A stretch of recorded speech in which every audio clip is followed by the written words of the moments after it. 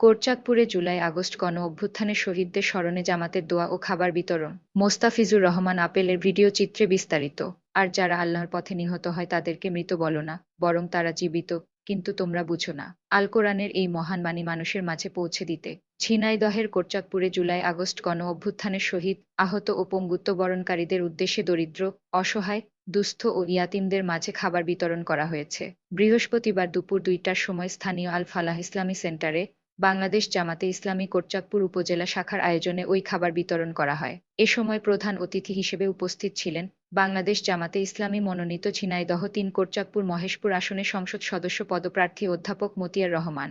যদি প্রয়োজন হয় অতীতের মতো বুকের রক্ত দিয়ে আবার বাতিলের বুলেটের মোকাবেলা করে আধিপত্যবাদ সাম্রাজ্যবাদীদের মোকাবেলায় বাংলার স্বাধীনতার কালেমার পতাকা আবার উড়াতে হবে। আমরা আবারও বুকের রক্ত দিয়ে বাতিলের বুলেট আমরা হজম করে বাংলার মাটিতে ফ্যাটিবাজি করব। রাজত্ব চলবে না, চলবে না, চলবে না।